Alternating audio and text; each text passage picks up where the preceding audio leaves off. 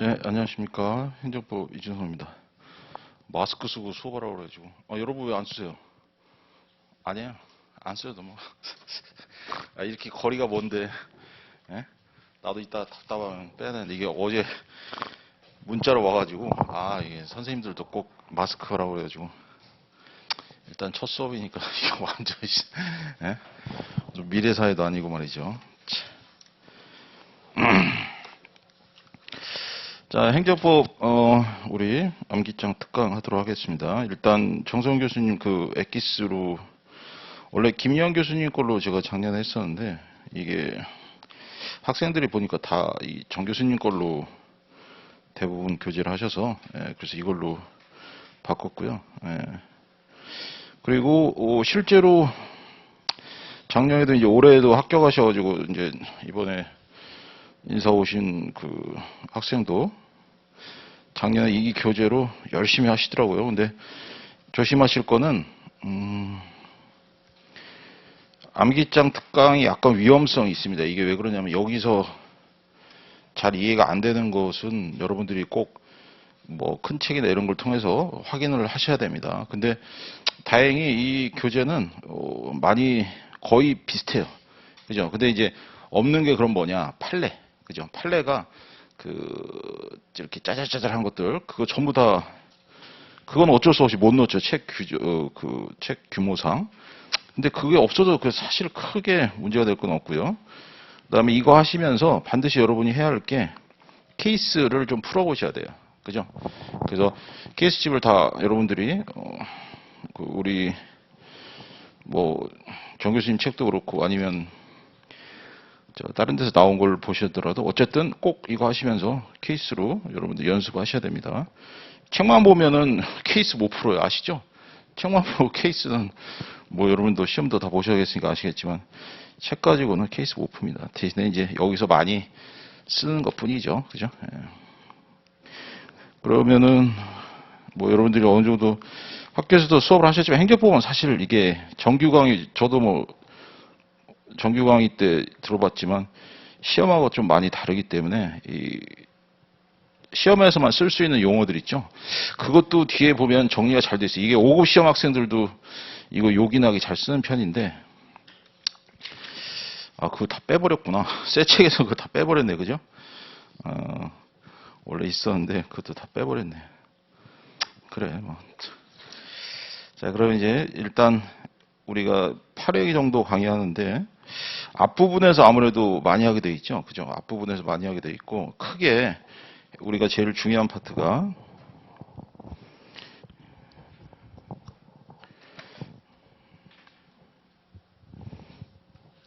행정 입법 파트하고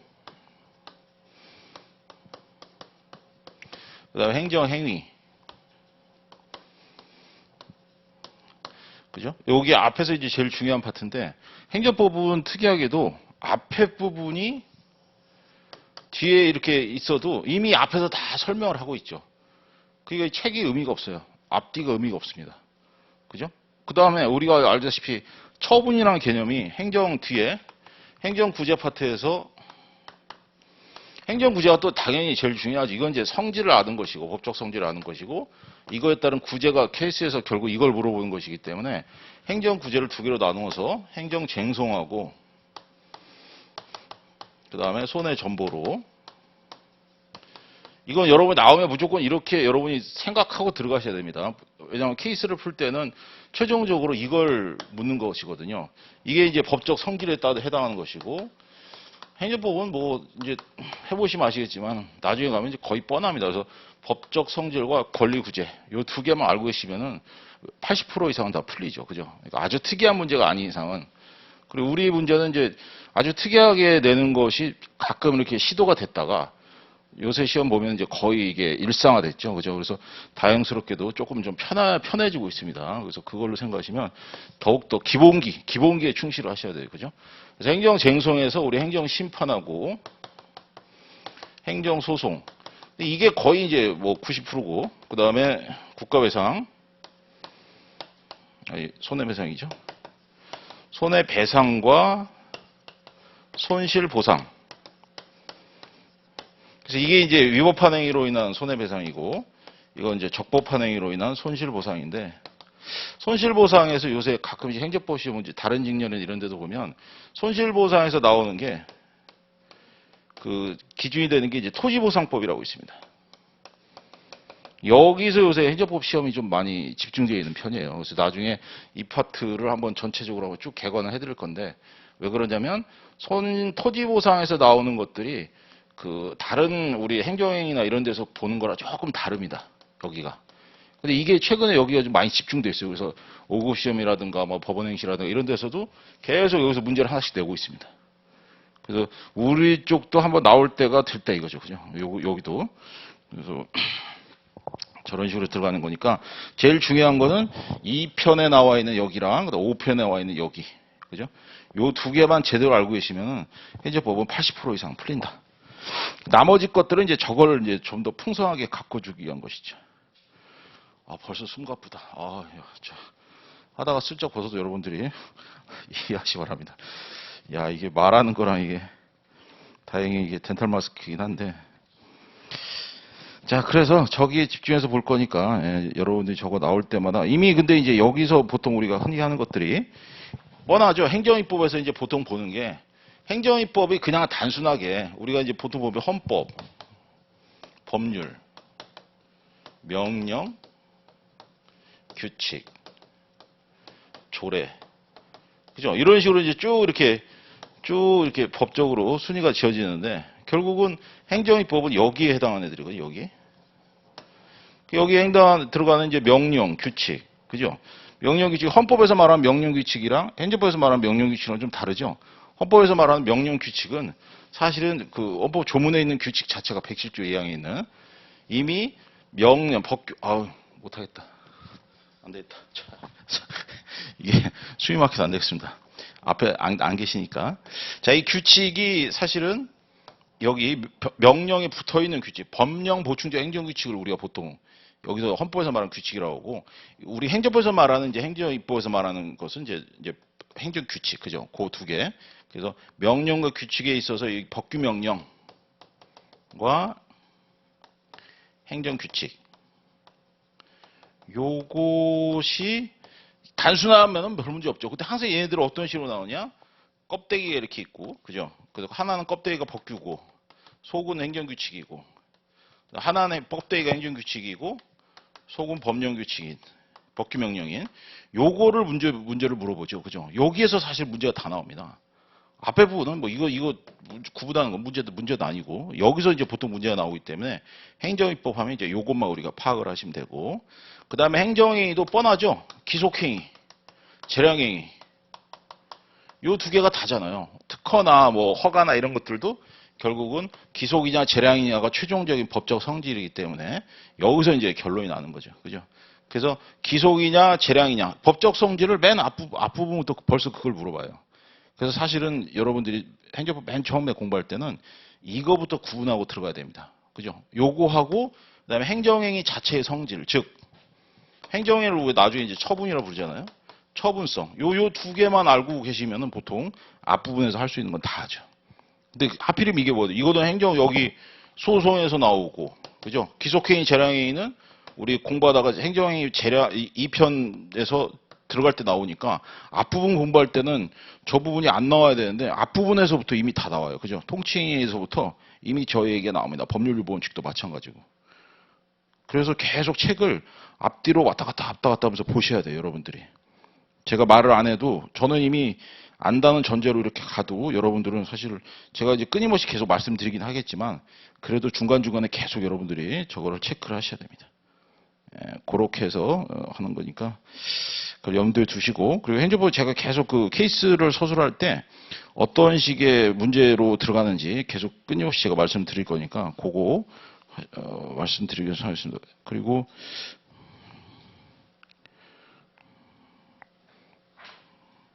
우리가 모의고사가 예정이 돼 있었나요? 커리큘럼에 없죠. 모의고사. 그러니까 케이스 연습하는 거. 왜냐하면 저는 무조건 매일매일 케이스를 한 10점이나 15점 아니면 20점 정도로 원래 연습을 시키거든요. 그래서 여러분들이 봐가지고 괜찮으면은 이제 아침에 뭐 간단하게 10점이나 20점짜리 이제 논점 하나짜리 그런 거 좀 연습을 해서 원래 이게 바로 이제 쉬는 시간에 제가 이렇게 채점 해드리거든요. 바로 옆에서. 근데 요새 바로 옆에서 못해. 그래서 제가 사실은 저번 주까지만 해도 법행 수업을 했었는데 거기서는 제가 다 그렇게 해드렸거든요. 그러니까 법행 수업을 법행을 12번 했는데 제가 11번을 계속 시험 봤어요.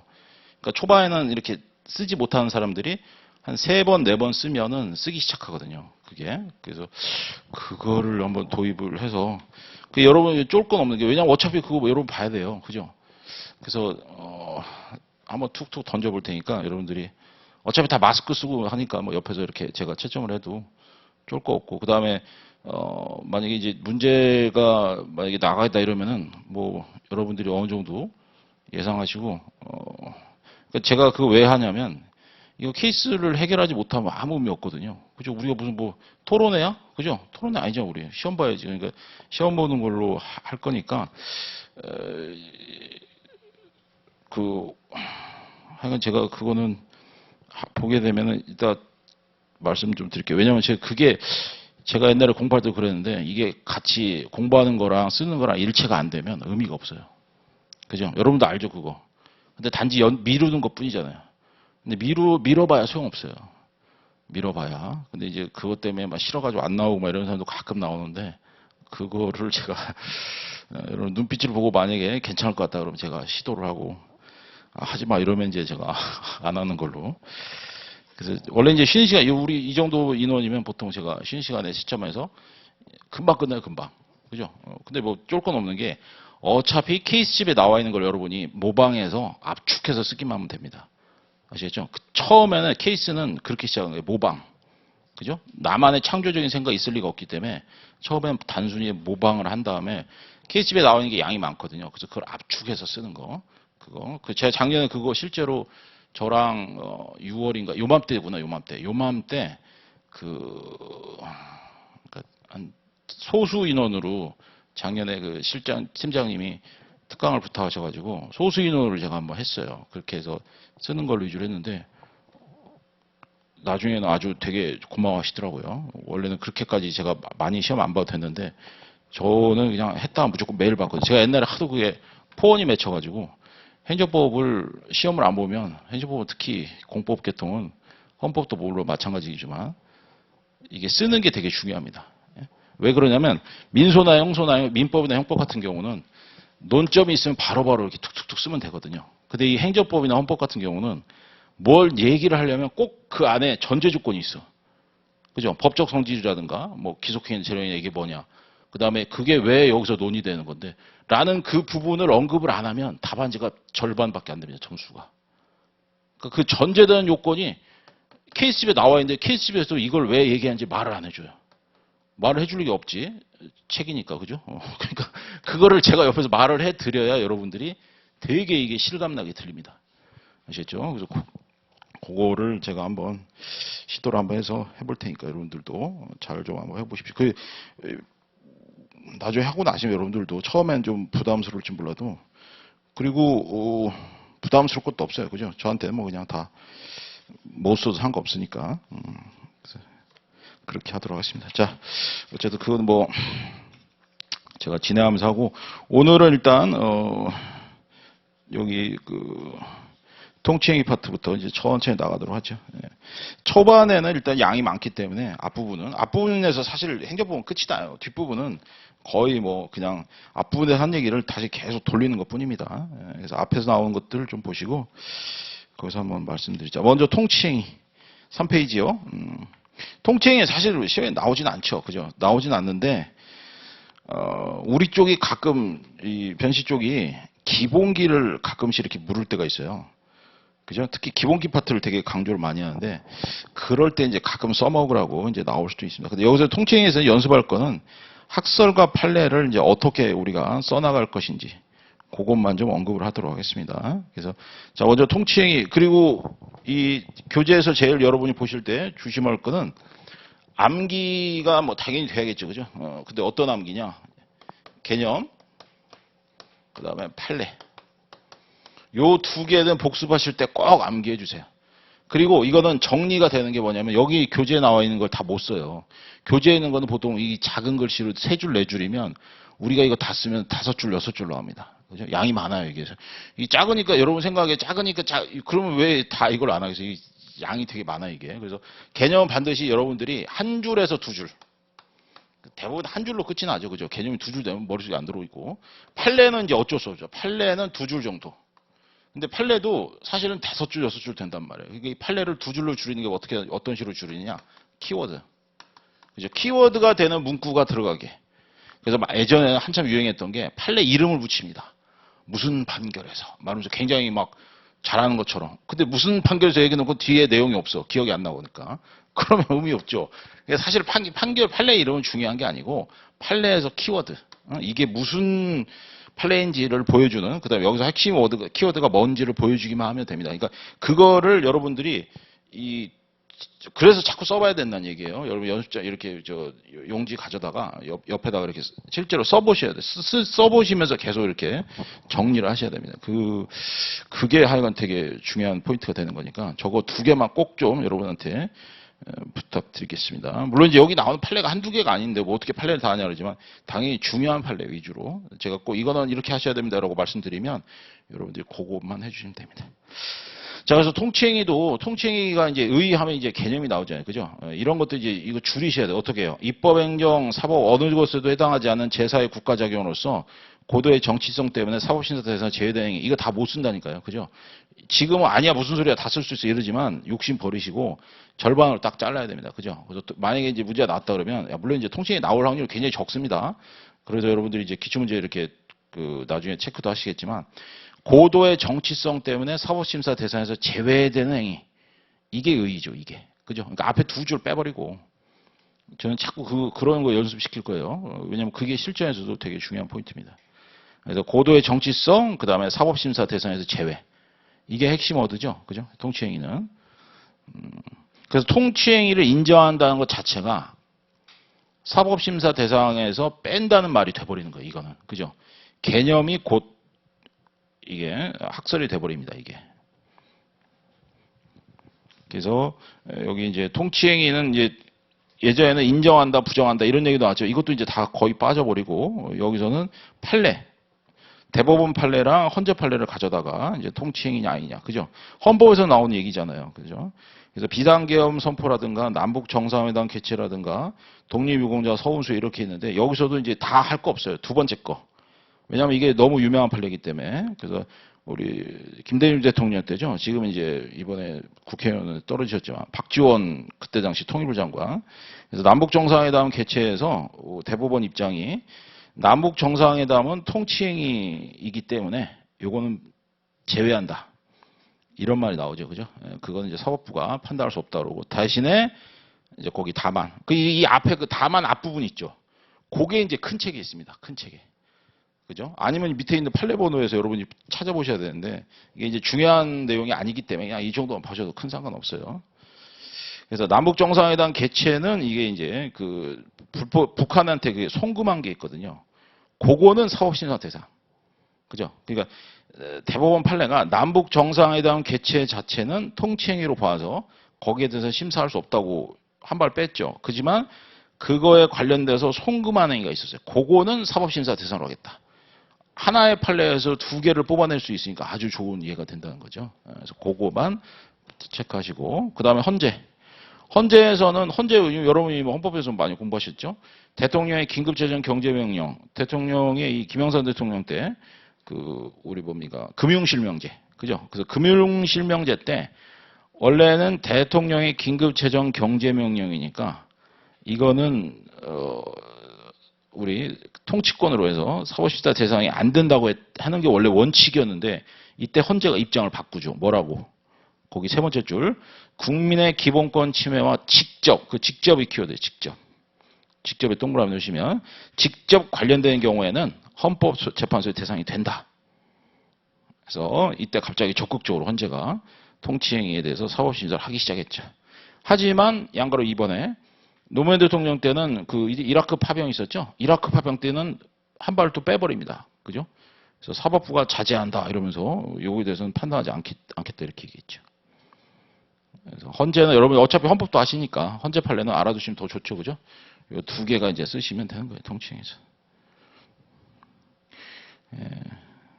그 통칭이 그 케이스로 나오기도 애매하죠, 그죠?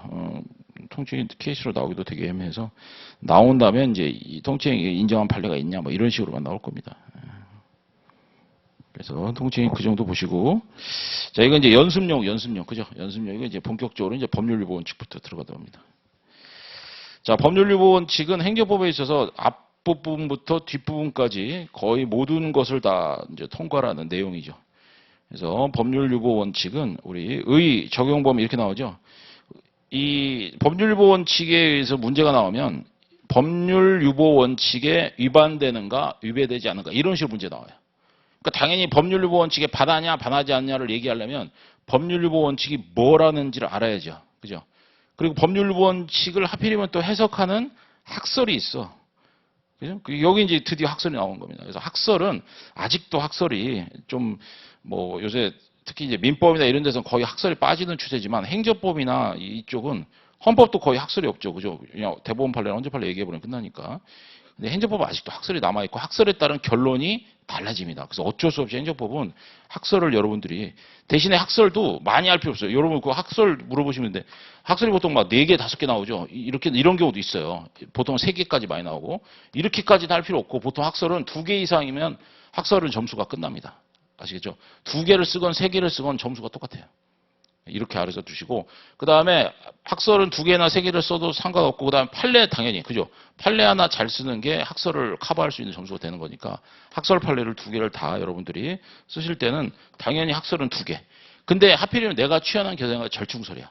그럼 어쩔 수 없이 써야죠. 그죠? 그 다음에 나는 주로 판례로 결론을 내릴 건데 판례가 만약에 절충설이다. 그러면 그때는 절충설을 손 대셔야 돼. 아시겠죠? 그렇게만 신경 쓰시면 되는 거니까 학설은 너무 이렇게 스트레스 받지 마세요. 근데 하필이면 법률유보 원칙이 학설이 많아. 그러니까 처음에 연습할 때 여기서 잘못 연습하면 나 학설 많이 써야 된다. 이렇게 여러분들 오해하신단 말이에요. 그래서 학설은 많이 쓰지 마시고 여기서도 지금 하나, 둘, 셋, 4개가 나오죠. 그죠? 여기서도 사실 한 2개 정도만 쓰시면 됩니다. 이제 그건 좀 이따 말씀드리고. 먼저 법률유보 원칙이 나왔다. 그러면은 제일 좋은 거는요. 이 정의 규정에서 정의를 잘 풀어내면 그게 개념이 됩니다.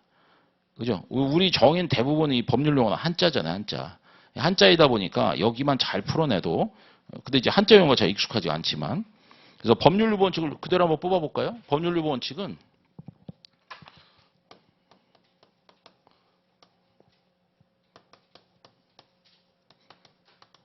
이 유보란 말 때문에 그래요. 유보란 말이 이제 여러 의미로 쓰이는데, 이 행정법에서 쓰이는 법률 유보는 이 뜻입니다, 이거.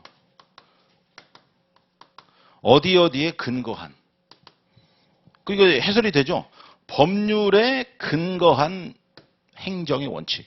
빠진 말은 뭐밖에 없어요. 행정이죠, 행정. 그 말만 여러분이 추가하면 됩니다. 그래서 행정행위를 할 때에는, 그죠? 법률에 근거가 있어야 된다. 이게 바로 법률 원칙이에요. 그럼 그게 이미 벌써 하나의 정의 규정이 돼버리잖아요. 그거에 맞는지 안 맞는지 한번 보실래요? 의 부분에. 자, 법률유보 원칙은 일정한 행정작용은 법률의 수권에 의해서 괜히 어려운 말 넣어가지고 우리 헷갈리게 하려고 그러죠. 그죠? 속지 않는다. 법률의 수권 안 써도 돼. 안 써도 됩니다. 그래서 일정한 행정작용은 법률의 수권에 의해서, 즉 법률에 근거하여 이루어져야 된다. 이 뜻이에요. 이 뜻. 여기에 법률이나 형식적인 법률에서 의회 입법을 위한 법률의 근거를 두고 위임요구를 충족하는 법규명령 주로다. 이런 거는 의 규정에서 전혀 안 쓰셔도 되고.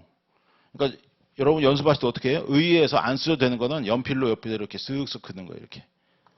그래서 쓰는 이 주관식 문제 같은 경우에는 X를 치는 것들이 많아집니다. 그죠? 난 이거 안 쓸래. 이게 오히려 그러니까 버리는 거예요. 버리는 거. 잘 버리는 사람이 이 문제집 내용을 잘 쓰게 됩니다. 너무 여기 1차 그러니까 객관식과 주관식의 가장 큰 차이점은 1차는 막 주워 먹어야 되죠. 막 거지처럼 이것저것 다 주워 먹어야지 많이 맞는데 주관식은 버려야 돼. 우아하게 하셔야 돼. 우아하게 쓱쓱 버려가면서 챙길 것만 챙기셔야 됩니다. 그래서 법률유보 원칙은 일정한 행정작용, 일정한 굳이 몰라도 되잖아요. 그죠? 행정작용은 법률에 근거해서 이루어져야 한다. 이게 끝이에요. 간단하죠, 그죠? 그러면 이제 여기서 문제가 되죠. 아니 그러면 모든 행정이 다 법률에 근거를 해야 되냐? 오케이, 그게 전부 유보설이에요. 그게 전부 위보설. 2번에 나오는 학설. 근데 이건 너무 이건 사실 말이 안 되죠. 그죠?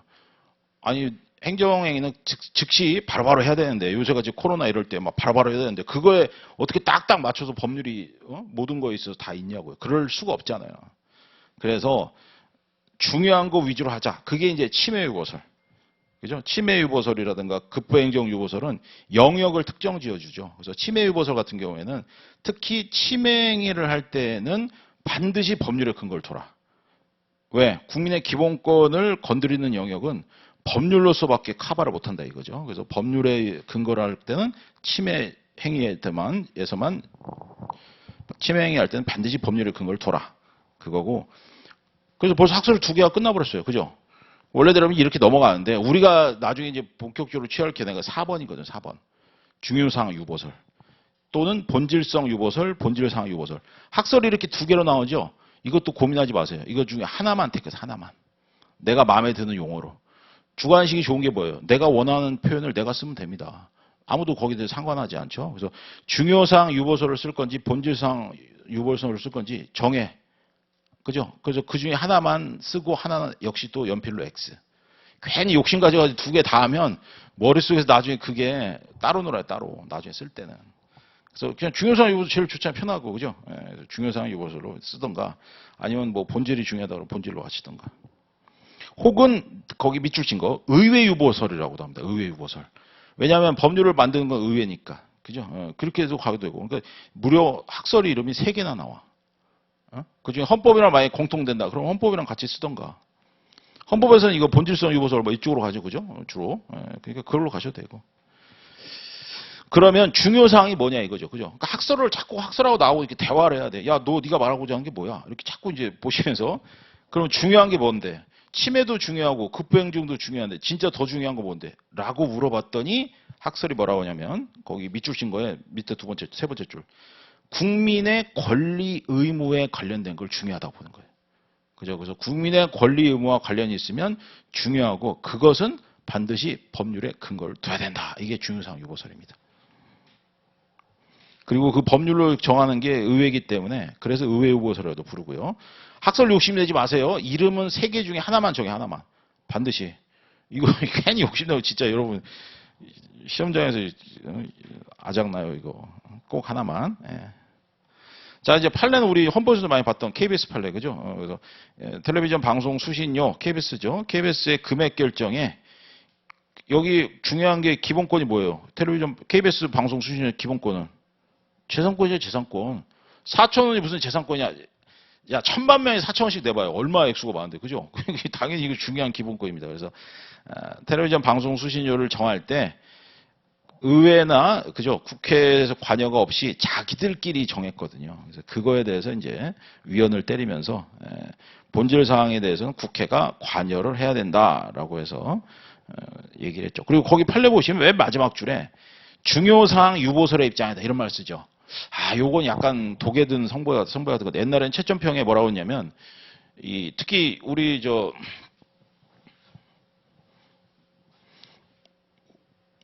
교수님들 같은 경우는 대부분 이제 판사나 이런 경우 많으시잖아요. 그러니까 채점위원들이 법관들이 많이 들어가면 이 마지막 표현에 나오는 중요사항 유보설의 입장이다. 이거 굉장히 싫어하십니다. 이거 쓰지 말라고. 예전에 채점평에 이거 쓰면 감점하신다는 교수님도 있었어요. 그러니까 이게 좀 변하긴 했지만 그래도 학교에서는 그런 거 써도 그냥 봐주긴 하는데 되도록이면은 판례는 판례만 적으세요. 판례만. 판례가 무슨 설의 입장이다 하면 내 머릿속엔 좋지. 왜냐하면 내가 그걸 정리하면서 그렇게 외우니까.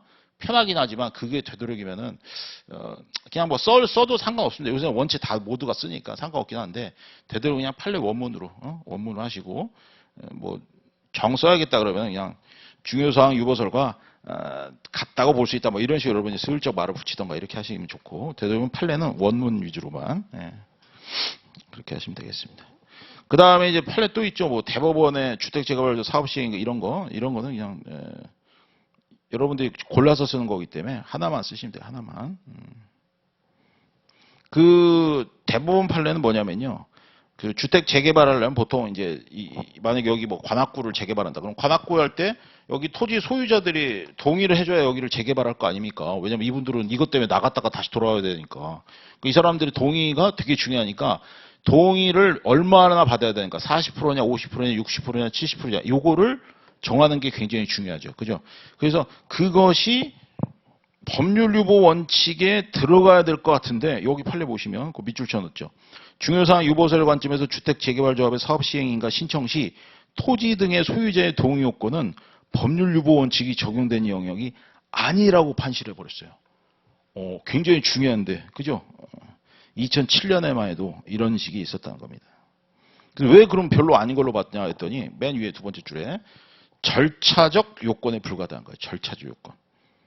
그러니까 내용에 해당하는 게 아니라 절차적 요건에 불과하기 때문에 필요 없다. 이제 이런 판례가 있다. 근데 이걸 제가 왜 얘기했냐면 만약에 이 대법원 판례 사실관계를 그대로 우리 케이스에다 딱 쓰고 자 다음 관계 쭉 얘기하고 토지 소유자의 동의 요건이 어떻게 여기에 대해서 동의가 필요하냐 필요하지 않냐 이게 법적 영역이냐 아니냐 이걸 물어볼 때 있다 이거예요. 그죠? 그러니까 그렇게 대답할 때 이 판례를 아는 사람이 절대적으로 유리한 거죠. 그죠? 근데 이제 이걸 이 판례를 모른다. 그럼 이제 우리가 상식선에서 판단을 해야 되는데 그때 상식은 당연히 뭐예요? 토지 소유자의 동의는 이거 중요하지. 라고 생각하면 아무래도 이제 감점을 당하겠죠. 그죠? 판례대로 안 쓴 거니까. 그래서 그것만 그런 거 위주로 보기 위해서 판례를 보는 겁니다. 그러니까 좀 특이하다 이런 싶은 판례들은 어쩔 수 없이 좀 체크를 해 두셔야 돼요. 어떤 판례에서 나올지 모르는 거니까. 우리 시험 문제는 그리고 대부분 당연히 판례죠. 그죠? 판례에서 문제를 내는 거니까 판례를 많이 아는 게 유리합니다. 자, 그 다음에 이제 검토죠, 검토. 검토를 요새는 여러분이 이제 보통 보면은 학설, 뭐 판례 이렇게 다 쓰고 나서 검토를 그냥 옳다, 옳지 않다. 아니면 이제 결론, 요새는 또 여러분 판결 주문처럼 결론 논거 방식으로 쓰는 경우도 있죠. 이건 사실 선택하기 나름입니다. 이 결론 논거 방식으로 쓰는 게 있고, 여전히 문제점, 그 다음에 학설, 판례, 검토. 우리 흔히 말하는 문학 판검이라고 그러죠. 이런 식으로 쓰는 경우도 이 두 가지 방식이 있는데 그건 자기 편한 대로 하세요. 자기 편한 대로. 나 이 판례 너무 잘 알아. 그러면 이쪽으로 가시고 애매한데 그럼 이쪽으로 가서 애매하지만 뭔가를 이렇게 많이 이렇게 뭐 서술하는 걸 많아질수록 이렇게 하는 걸로 이 방식이 여러분이 어떤 걸 해도 상관이 없습니다. 근데 문제집 보면 다 이렇게 돼 있죠. 문제집 보면 다 이렇게 돼 있기 때문에 여러분들이 이쪽이 더 편할 수도 있고 근데 문제는 뭐냐면 이 문제점이라는 게 잘 안 써져요. 문제점은 말 그대로 질문하는 것만 그대로 다시 되받아 쓰는 사람들이 있는데 그럴 거면은 문제점에 대한 점수가 별로 없어요. 그러니까 이거를 제끼고 쓰기 시작하는 게 결론과 논거입니다. 그러니까 이게 있냐 없냐 차이이기 때문에 사실은 이쪽이 더 편할 수도 있어요. 이게 그래서 두 가지 중에 하나를 쓰시면 되는 거니까 그건 너무 여러분이 써온 대로 해보세요. 써온 대로. 그래서 검토는 제가 왜 그 얘기도 말하냐면 검토는 되도록이면은 그러니까 검토는 어떻게 하는 게 제일 좋은 방법이냐면 질문이 이렇게 있잖아요. 질문이. 그래서 위법하냐? 뭐 이렇게 물어본다든가 아니면 법적 성질이 뭐냐 이렇게 물어본다든가. 그러면 이거에 대한 대답이 돼야 됩니다. 검토는. 근데 이제 여기만 너무 검토해가지고 뭐 된다 안 된다 이렇게만 했다가 정작 질문하고 상관없이 검토를 내리는 경우가 있어요. 쓰다 보시면. 근데 그러지 마시고 다시 이거에 관련돼서 검토를 할 때는 반드시 위법하냐 그러면 위법하다, 적법하다 이렇게 검토가 돼야 되고 법적 성질이 뭐냐 그러면 뭐 기속이냐 재량이냐 이런 식으로 반드시 이 물어본 말에 대답이 되는 게 제일 좋은 말입니다. 그죠? 대신에 그것만 너무 밝히기 전에 여기 나온 것처럼 좀 풍부하게 앞의 내용을 서술하면서 이러저러하니 따라서 이렇게 된 경우에 이렇게 된다. 따라서 위법하다, 적법하다. 이런 식으로 이제 말이 이끌어질 수 있도록. 그죠? 그래서 검토를 좀 여러분들이 기계적으로 하지 마시고 검토에다가 좀 더 신경을 쓰셔야 됩니다. 근데 여기 검토 보시면 너무하죠? 그죠? 너무 많잖아요. 그러니까 이런 검토 말고 이건 너무 센 검토니까. 그래서 왜 여긴 검토가 필요하냐면 너는 그래서 어떤 견해로 갈 건데 이렇게 물어본 거죠. 그죠? 그래서 침해 유보냐 뭐 중요사항 유보냐. 근데 우리로 갈 거는 판례하고 똑같이 웬만하면 그리고 판례랑 결론을 같이 하는 게 편합니다. 나중에 판례 쓰기도 좋고 그다음에 검토하기도 좋고 하니까. 그래서 우리도 중요사항 유보설로 갈 거예요. 그럼 거기에 맞는 검토가 어디 있어요?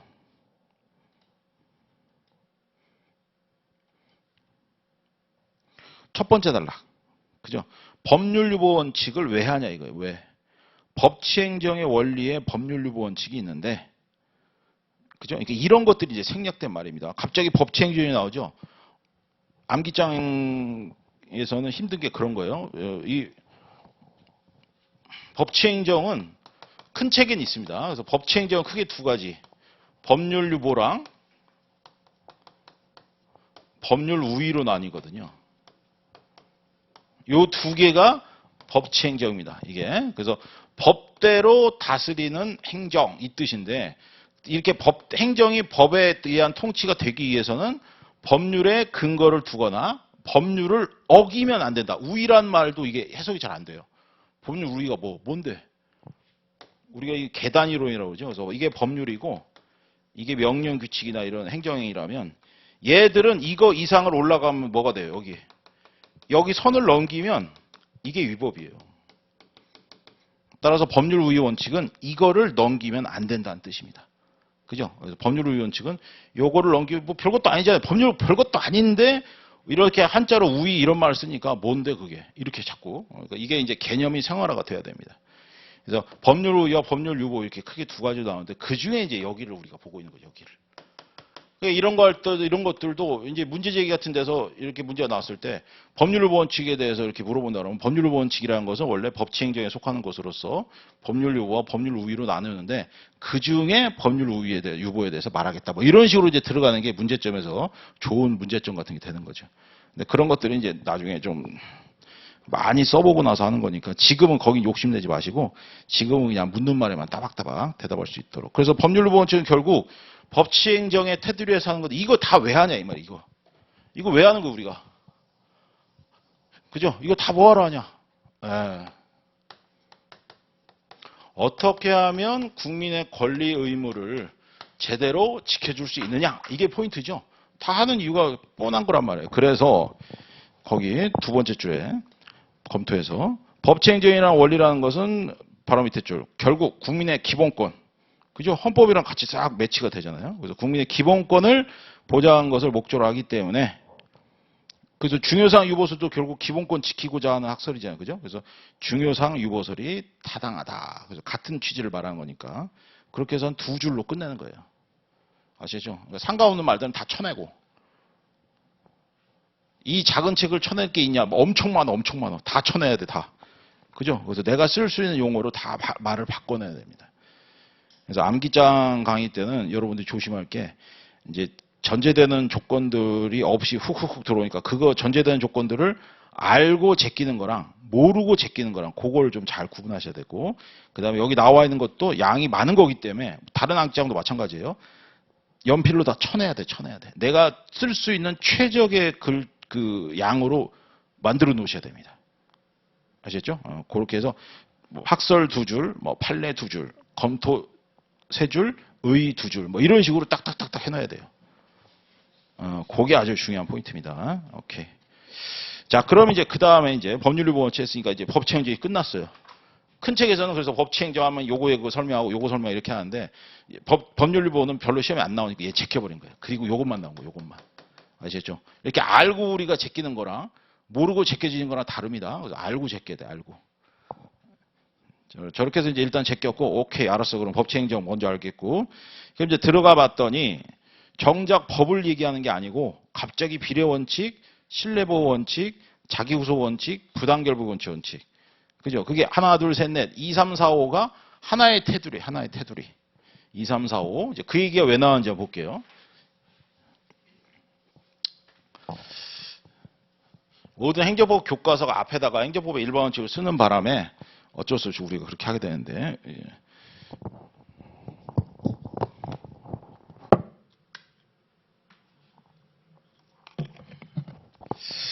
마스크 안 쓴다고 혼나는 거 아닌데 모르겠는데. 자, 일단 이 네 가지 원칙이 나오죠. 이 제일 중요한 원칙들. 그래서 행정법의 일반 원칙이 한번 궁금증을 여러분 가져보셔야 돼요. 이게 왜 나왔냐 이게 행정법 일반 원칙이. 아니 지금 법 공부하라는데 왜 법원 안 하고 갑자기 일반 원칙이야. 우리 민법으로 따지면 관습들이란 말이에요. 관습법들이에요. 그죠? 법에 없어. 행정법 일반 원칙이라 따로 법에 없습니다. 얘들 왜 나온 거예요 도대체? 그죠? 그거를 찾아 들어가야 돼. 그거를. 그래서 우리가 보통 이제 행정법에서 이렇게 행정행위죠. 행정행위가 이렇게 나올 때 문제를 푸는 순서가 행정행위 또 혹은 처분 혹은 처분. 이걸 물어본단 말이에요, 행정행위가. 행정행위 처분이 뭐냐, 이게. 그죠? 그리고 얘네들 당연히 뭐 법적 성질은 행정행위냐 아니냐, 처분이냐 아니냐, 이거 물어보니까 이제 그거는 뭐 문제 없고. 그래서 나오는 게 뭐 기속이다, 재량이다, 그 다음에 허가다, 특허다. 뭐 이렇게 이제 뭐 얘기를 하죠, 보통. 근데 이게 어떤 분들이 이거 행정법 처음, 아직 익숙하지 않으신 분들은 기소하고 재량하고 허가 특허 이렇게 여러 가지 종류가 있는데 뭘 써야 되는지 모르겠다. 그죠? 그럴 때가 있죠. 왜냐하면 문제집마다 가끔 이렇게 허가나 특허를 설명하는 경우, 이걸로 마무리하는 경우 있고, 어떨 때는 또 대부분 다 이걸로 마무리한단 말이에요. 내가 도대체 뭘 써야 되는지, 이거 다 정부 행정행위 종류에 들어가는데, 궁금할 때가 있습니다. 그죠? 근데 모든 행정행위는 결국 여기로 귀속이 돼요. 그러니까 특허나 이런 애들 다 설명해도 결론적으로는 이걸로 끝이 납니다. 이걸로. 기속이냐 재량이냐. 그래서 기속이냐 재량이냐 구별 문제가 아주 중요한 거예요, 이게. 이건 이제 어쨌든 이건 행정행위고. 그럼 이제 보통 물어볼 때 행정행위 법적 성질은, 즉 이거 물어보는 거고, 그 다음에 본안으로 들어가죠, 우리가. 들어가서 뭐라고 하냐면 과연 이것은 위법한가 적법한가 이렇게 물어봅니다. 위법한가 적법한가. 물론 이제 여기를 들어가기 전에는 요것도 있죠. 우리가 행정법도 행정소송이니까, 행정소송이 가장 큰 테두리니까. 그래서 소송에 들어가기 전에 요건이 우리가 소송 요건이라고 그러죠. 그 다음에 우리가 이걸 본안이라고 하고, 행정법도 똑같아요. 민사소송법 이런 거 다 똑같습니다. 그래서 소송 요건에는 우리가 크게 네 가지죠. 뭐 대상 적격, 원고 적격, 피고 적격, 소의 이익. 물론 이건 이제 우리가 협의의 소의 이익이라고 부르죠. 이렇게 네 가지만 따져주면은 행정소송 통과합니다. 그죠? 그래서 어떨 때 물어보는 게 여기를 물어보는 건지 여기를 물어보는지 헷갈릴 때도 있고만 한데, 그건 이제 문제마다 여러분이 알아서 풀어야 되는 거고, 그거 이제 그때 와서 준비하셔야 되고. 어쨌든 요거 물어보는 건데, 그거를 물어보고 난 다음에 이제 들어오면, 막상 이제 본안에 들어오면 뭐를 물어보냐면 여기서 물어보는 게 위법이에요, 위법. 근데 이거는 어떻게 물어봐? 이것도 위법 하나 물어보죠. 왜냐하면 이게 다 법의 요건에 있는 거니까. 근데 이걸 물어볼 때는 적법한가? 이렇게 보통 물어봅니다. 이게. 근데 이제 적법한가 물어봤으니까 소송 요건으로만 답하고 이건 답하지 않다. 그런 건 없어요. 그런 건 없는데 거의 8, 90%가 적법하냐 이렇게 물어보면 보통 소송 요건을 물어보는 것이고, 위법하냐 물어보면 보통 본안을 물어보는 게 많습니다. 아시겠죠? 근데 어떨 때 위법한가 물어봤을 때는 이 두 개를 다 검토할 때도 있어요. 이거는 케이스 바이 케이스인데 그때마다 여러분이 잘 보고 이제 판단하셔야 되는데, 갑자기 내가 생각한 것보다 점수 비중이 높다. 그러면 이 두 개를 다 물어보는 경우일 거고요. 그렇지 않고 만약에 좀 점수가 배점이 보통 20점에서 30점이다. 그렇다면 이제 보통은 이제 요 중에서 하나 물어보는 거. 그러면 위법성 요건에서는 또 뭘 대답을 해야 되느냐? 주, 내, 절형입니다. 그러니까 여러분 잘 기억이 안 나시면 이걸로 검토를 하세요. 이걸로. 주는 뭐예요? 주체. 내는 내용. 절차. 형식. 이렇게. 이게 위법하냐 물어볼 때 여러분 이걸 일일이 따지는 거예요. 이렇게. 가령 뭐 주체 같은 건 대표적인 게 뭡니까? 내가 음주운전을 걸렸는데 그 자리에서 경찰관이 너 운전면허 취소 이렇게 말을 하면 돼요, 안 돼요? 안 되죠. 경찰관이, 일개 경찰관이 무슨 내 자리에, 그냥 아무리 내가 음주하면 안 되죠. 그죠? 음주했다고 해서 그 자리에서 하는 거 안 되잖아요. 그러니까 그런 것들이 주체 위법이에요, 주체 위법. 그러니까 이런 건 대부분 무효입니다, 무효. 그죠? 어쨌든, 요런 식으로 해서 결론 내기 때문에 보통은 절차 형식 한 무더기, 그 다음에 주체 하나, 얘네들은 별로 안 중요해. 그래서 결국은 이제 내용이 중요하게 됩니다, 내용이. 그래서 여기서 이제 내용을 따질 때, 제가 지금 이 얘기를 왜 하냐면은, 행정법이라는 그 푸는 공식에 있어서, 공식이라고 하면 좀 그런데, 푸는 과정을 앞부분부터 푸는 것까지의 전체 과정을 한번 쭉 보여드리는 거예요. 그래야 여러분이 머릿속에 이게 남고 실제로 행정법 풀 때 이게 도움이 됩니다. 자, 어쨌든 내용까지 갔죠? 그러면 주체는 제낀다고 그랬죠? 절차 형식은 우리 행정절차법에 나오니까 제끼고, 결국은 이걸로 푸는 거예요, 이걸로. 그죠? 그래서 행정행위가 위법하냐 물어보려면 당연히 뭐 기준점이 있어야 될 거예요, 기준점. 그죠? 제일 큰 기준점은 당연히 각각의 무슨 개별법들. 그래서 법에 위반하면 위법이 당연히. 그거 따지는 거예요. 그런데 행정법 문제는 대부분 우리 참조조문 주죠? 참조조문에 그대로 위법하냐 적법하냐는 문제가 아닙니다. 왜냐면 이건 너무 뻔하거든. 참조주문에 있는 것들을 못하는 사람이 누가 있어. 그러니까 이거에 안 내요. 이렇게 안 냅니다. 즉 법에는 이 행위가 위법한지 적법한지가 나와 있질 않아요. 참조조문을 아무리 눈을 뚫어져라 봐도 웬만하면 안 나옵니다. 그리고 그 참조조문에 나와 있는 어떤 뭘 할 수 있다. 장관이 무슨 뭘 할 수 있다. 가장 대표적인 게 요새 최근 많이 나오는 게 개선명령, 그죠? 환경 개선 명령을 내릴 수 있다. 뭐 이런 식으로 문제 나와 있어. 그러면 그것이 위법하냐 적법하냐 이걸 따지는 거예요. 아시겠죠? 그래서 이거를 따지려고 했더니 법 자체에서도 할 수 있다라면 돼 있지 이게 위법한지 적법한지 안 나와요. 그러니까 답답한 거지. 야 이거 어떻게 풀어야 돼? 어떻게 하면 이런단 말이에요. 그 얘가 성질을 따져봤더니 케이스의 99%는 재량으로 결론이 되겠습니다. 행정법은. 기속은 나오질 않아요. 기속을 뭐하러 내? 기속은 그냥 법대로만 판단하는 건데. 그러니까 거의 99%가 재량으로 끝나게 돼 있어요. 그러면 재량은 아다시피 어떤 사람에게 그러한 권한을 주는 거죠. 그죠? 야, 너 선택의 권리를 준단 말이야. 선택의 권한을. A로 할래? B로 할래? 그건 네 마음대로 해. 근데 B라고 했다 해서 가서 때리고 이러면 안 되죠. 그러니까 당연히 재량은 통제를 못하는 게 원칙입니다. 근데 그렇다고 해서 그럼 냅둬? 그 냅두면 안 되니까 우리 행정부 소송법에서 나오지만 재량을 통제할 수 있는 방법 유일하게 재량의 일탈 남용으로는 통제를 할 수가 있어요. 아시겠죠? 그래서 재량 일탈 남용으로 갔는데 일탈은 뭐고 남용은 뭐냐? 일탈은 외적 관계를 벗어나는 것이고 남용은 내적 관계를 벗어나 이런 말 하지 마. 뭐하러 해? 그죠? 이거 괜히 힘들게 뭐하러 합니까? 일탈 남용하여 이렇게 하면 돼요. 그러니까 절대로 일탈 따로 남용 따로 쓰지 마시고 일탈 남용이 중요한 건 뭐냐? 이게 결국은 뭐에 어긋나는 건데 여기까지가 법의 영역이고요. 여기서부터가 바로 일반 원칙의 영역입니다. 그래서 이 일탈 남용을 잡아낼 수 있는 방법은 법에는 없어요. 왜냐하면 법의 통제 영역을 이미 벗어났습니다. 따라서 이 재량 남용을 재량 일탈 남용을 잡아낼 수 있는 유일한 방법은 방금 지금 우리가 공부하려는 행정법상 4대 원칙, 그죠? 신뢰복 원칙, 그 다음에 비례 원칙, 자기구속 원칙, 부당결 여기에 비추어 봐서 이거에 반하면 비로소 위법이 되는 거예요. 위법. 야, 이 얘기하려고 제가 이렇게 앞에서부터 이렇게 펼친 겁니다. 이렇게 얘기해요. 여기가 다 시험 문제 하나하나 탁탁탁탁 걸리는 거예요, 이게. 아시겠죠? 그래서 이렇게 해서 여기서 이제 아이고 끝났다 이게 아니에요. 이게 그래서 위법의 효력은 이렇게 물어볼 때가 있어요. 유효냐 무효냐 이렇게 물어볼 때가 있습니다. 그거는 위법의 다음 영역. 아시겠죠? 위법은 두 개로 나옵니다. 취소 사유와 무효 사유로. 그죠? 무효니까 당연히 취소는 뭐예요? 행정청이 그 행정행위를 취소하기 전까지는 유효하죠. 그죠? 그러니까 유효 무효를 따진 거예요, 이게. 따라서 유효 무효에 관련된 학설이 있죠. 중대 명백설. 그 다음에 기속행위와 재량행위를 나누는 기준이 있죠. 문헌, 그 다음에 성질, 이런저런 거 다 순서 붙여야 돼요, 이거. 그 다음에 종합적인 판단에 따른다, 이거 있죠. 그래서 어떠한 과정, 위법사 여기까지 가는 과정에서 이 학설이 벌써 하나, 두 개가 들어가기 때문에 얘네들은 무조건 암기의 필수 코스예요. 그래서 이 암기장 전판이 있죠. 전판에 보면 뒤에 다 많이 쓰는 문구 해가지고 이거에 대한 학설과 판례, 이거에 대한 학설 판례 있었어요. 근데 다 빼버렸네 지금. 그죠? 세판에서는 다 빼버렸어요. 왜 뺀지 모르겠는데. 왜 뺐지? 그죠?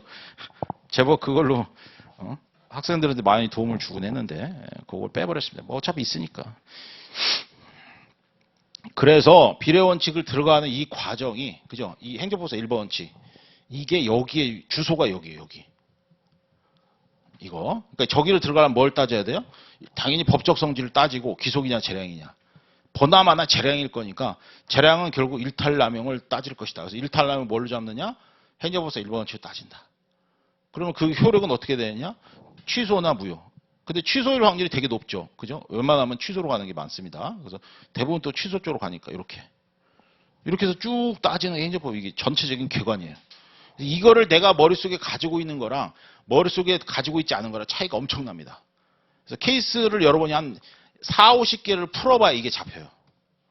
케이스를 한 4, 50개를 풀어야 이게 잡힙니다. 제대로. 아시겠죠? 그래서 지금 요걸 알아두면 여러분이 앞으로 이제 지금 제가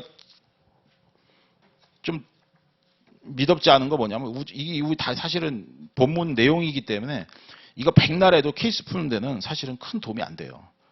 아니 케이스를 어떻게 풀어야 되는지 알아야 되는데 우린 결국 그 일개 하나하나만 지금 따지는 공부잖아요. 그죠? 그러다 보니까 케이스랑 반드시 같이 가야 됩니다. 같이.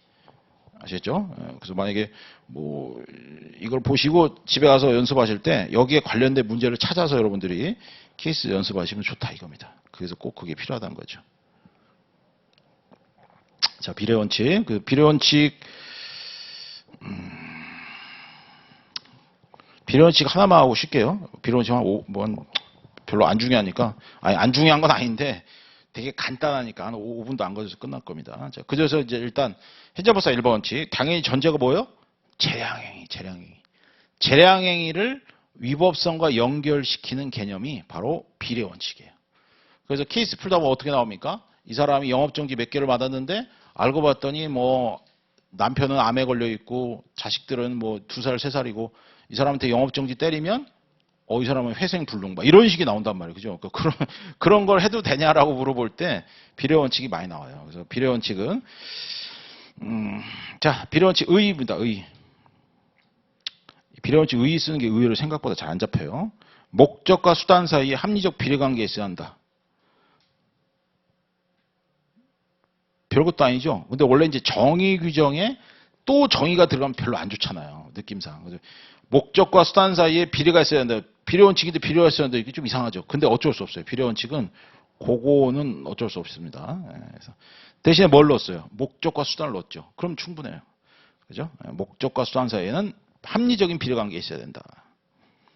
헌법 우리 37조 2항에 필요한 경우에 하나요. 그게 비례 원칙 아닙니까? 그죠? 헌법에서 우리 과잉금지 원칙으로도 부르고 헌법과 행정법의 가장 큰 차이점은 헌법에서는 목적의 정당성이 있죠. 그죠? 그 목적의 정당성이 빠집니다. 그래서 여기 뭐밖에 없어요? 적필상. 그죠? 적필상 나오죠. 적필상. 자, 그 전에 먼저 적용 범위 보세요.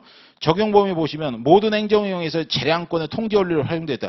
이렇게만 나오면 이 적용 범위 우리가 한 번 보고 그냥 잊어버려요.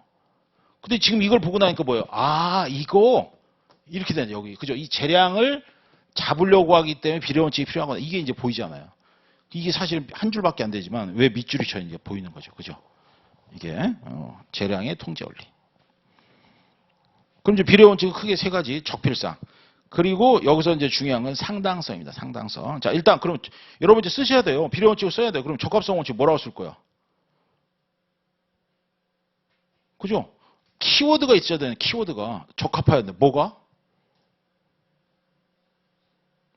행정은 적합해야 된다. 이상하죠? 그러니까 당연히 뭐예요? 키워드가 되는 게 뭐예요? 수단입니다. 수단. 수단의 적합성. 그죠? 그래서 수단의 적합성. 수단이 적합해야 된다. 그거 안 줄이면 끝나는 거고. 그 다음 필요성은요. 이게 최소 침해 원칙. 그러니까 헌법이랑 똑같아요. 이거 잘해도 헌법에서도 도움 많이 받습니다. 그래서 필요성 원칙은 그래서 세 번째 줄 나오죠. 최소 침해 원칙. 최소 침해 원칙. 그래서 실제로 비례 원칙을 풀 때는 적합성과 필요성 원칙은 거의 쓸모가 없어요. 그래서 비례성 원칙은 특히 다번 상당성 원칙. 근데 우리 헌법에서는 여기 비례 원칙, 그러니까 이거 협의의 비례 원칙은 헌법에서는 거의 우리 안 쓰죠. 법익균형성. 헌법에서는 법익균형성이라고 하잖아요. 근데 행정법에서는 상당성 원칙이라고 합니다. 그거 그 과목마다 좀 차이가 있으니까 봐두시고. 헌법에서는 법익균형성은 거의 쓸모가 없죠. 왜? 최소 침해 원칙에서까지만 문제가 생기고 법익균형성에서 문제가 생기는 판례는 단 한 번도 없거든요. 그죠? 그러니까 헌법에서는 쓸모없는 애가 행정법에 오면 최고예요, 얘가. 그래서 뭐가 최고냐 그랬더니 공익과 사익을 비교하는 겁니다. 상당성 원칙은. 개념이 뭐예요? 그 밑줄 친 거. 5번째 줄. 공익과 바로 밑에 줄. 상대방이 사익이에요, 사익. 공익과 사익을 비교하는 게 상당성 원칙입니다. 그래서 꼭 이 애가 2살이고 남편이 간암에 걸려 있는데 꼭 영업정지 2개월을 때렸어야만 하느냐라고 할 때 그 사람의 사익과 그렇게까지 헤비하게 할 필요가 있냐라 이 공익을 이제 비교하는 거죠. 그럼 보통 이제 뭐 그런 방금 제가 예를 든 건 보통 이제 사익이 좀 더 높다 이제 이런 식으로. 그래서 영업정지 2개월이다 그러면 영업정지 뭐 한 달이나 보름으로 깎아주고 뭐 이런 식으로 가는 게 이제 상당성 원칙. 그래서 우리 행정법에서 케이스에서 푸는 대부분의 비례원칙의 해결 방법은 상당성의 원칙에서 게임이 끝나버립니다. 아시죠? 근데 쓰긴 써야죠. 어떻게? 공익과 사익을 비교하여 공익이 더 높다면 비례원칙에 반하지 않고, 그죠? 사익이 높다면 비례원칙에 반한다. 뭐 이런 식의 다는 말을 써야 되는 겁니다. 그리고 이제 비례원칙의 위반의 효과. 그죠? 위반의 효과가 나오죠. 요거 잘 쓰셔야 돼요. 근데 이 도움이 되는 게 뭐냐? 그러니까 행정법사 1번 칙의 위반의 효과는 다 똑같아요. 그러니까 4번은 공통이에요, 공통. 그죠? 요건 같은 건 다 별개인데 4번은 다 공통입니다. 그래서 거기는 두 가지가 나오죠. 비례원칙이 행정법의 처분이 비례원칙 위반할 때. 거기서 하나, 그 밑줄 쳐두시고. 그다음 하나, 둘, 셋 해서 내려가서 거기 이렇게, 제가 이제 슬러시 이렇게 딱 끊으셔야죠. 그죠? 거기 뭐 나요? 명령이 비례원칙 위반한 경우. 두 개로 나누셔야 됩니다. 두 개로 나누셔야 돼요. 그래서 행정처의 처분은 행정행위죠. 행정행위. 행정행위가 비례원칙에 반하면 뭐가 돼요? 이거. 취소나 무효로 결론이에요. 나오죠? 취소나 무효다. 취소나 무효. 둘 중에 하나라고 확정짓는 거 아니에요. 사유를 봐서 취소 사유인지 무효 사유인지 그때 가서 봐야 됩니다. 자, 그 다음에 제가 이제 슬러시로 그으라고 했죠. 이번에는 행정청의 명령, 이건 행정입법이죠. 법규명령 또는 행정규칙. 행정청의 명령에 동그라미 치시고, 명령이 비례원칙 위반되면 우리가 법률, 그 다음에 명령규칙, 이게 행정명령규칙, 이런, 그 다음에 처분, 이렇게 큰 차이가 뭐가 있냐면 얘는 법에 어긋나면 그냥 무효입니다. 얘는 명령이나 법에 어긋나면 취소 무효예요. 둘 중에 하나죠. 얘는 왜 이거밖에 없냐, 이거 왜? 행정입법의 성질이 일반적, 추상적이기 때문에 그 다음에 처분의 성질은 구체적, 개별적이란 말이에요. 그러니까 이거는 일일이 따져볼 수가 있죠. 그래서 취소 사유냐 무효 사유냐 구분할 수가 있는데 이건 일일이 따질 수가 없죠. 전체적으로 봐야 되니까. 그래서 그냥 한 방에 때려버리는 거예요. 무효. 그죠? 그래서 여기까지 써주면은 여러분들이 이 사람 잘하는구나 이렇게 되는 거예요. 이게. 여기서 엄벙범벙하면은 앞에서 잘해놓고는 요건은 누구나 다 쓰거든요. 요건 다 쓰고 위반의 효과를 물어봤는데 이러면은 얘 못하네 이렇게 되는 거예요. 이게. 그죠? 예, 그래서 거기서 끊고 그다음 뭐 마지막 세 번째 단락은 구제니까 비례원칙에 반하면 그러면 얘를 어떻게 구제하느냐, 그죠? 만약에 그 문제가 생겼으면 행정행위 문제가 생겼으면 손해가 발생하면 국가배상 청구까지, 그죠? 국가배상 청구까지 아니면 뭐 손실이 했다면 손실보상인데 비례원칙에 반하면 보통 공익이 잘못한 경우 많기 때문에 위법할 수밖에 없죠. 그래서 위법하니까 이제 이럴 때는 국가배상만 얘기합니다. 사실은 저 뒤에 나올 것들을 이미 다 앞에서 다 끌어서 땡겨 쓰고 있는 거예요. 지금 이게. 그 책을 그냥 뭐냐면 평면적으로 보게 되면 앞뒤로 나와 있는 것들을 다 못 보고 그냥 쓱 하고 넘어가 버려요. 그죠? 공부할 때는 별것도 없는데 막상 케이스 가면 못 푸는 경우가 바로 이런 경우예요. 평면적으로 보인단 말이에요, 이게. 평면적으로 보면 안 돼요. 다 지금 이게 이렇게 울퉁불퉁해 있습니다, 이게. 예, 잠깐 쉬었다가 이제 나머지 원칙 또 하도록 하겠습니다.